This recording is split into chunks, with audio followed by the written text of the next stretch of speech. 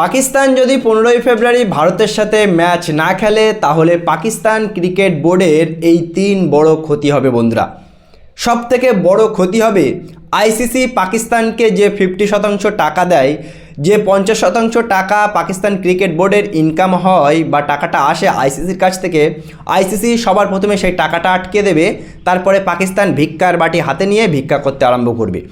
দ্বিতীয় যে সমস্যাটা পাকিস্তান ক্রিকেট বোর্ড পড়বে সেটা হলো পাকিস্তানের সাথে কোনো দেশ বাইল্যাটারাল সিরিজ খেলবে না।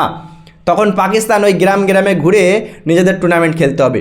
আর 3 নম্বর সবথেকে বড় সমস্যায় পড়বে সেটা হলো পাকিস্তানের যে ভিখারি প্রিমিয়ার লিগ মানে পিএসএল, সেই পিএসএলে কোনো ওভারসিজ প্লেয়ারকে অ্যালাউ করবে না আইসিসি। পাকিস্তান এই 3টে সবথেকে বড় ক্ষতির মুখে পড়তে যাচ্ছে বন্ধুরা, তারা যদি ভারত পাকিস্তান ম্যাচ না খেলে।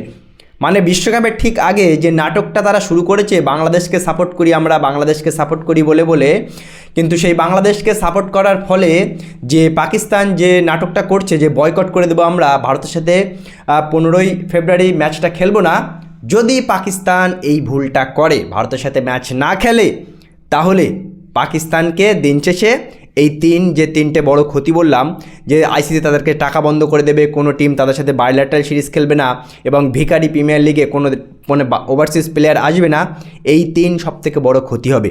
এবং দিন শেষে কী হবে, পাকিস্তান ভিক্ষার বাটি হাতে নিয়ে গোটা বিশ্বে ঘুরে বেড়াবে।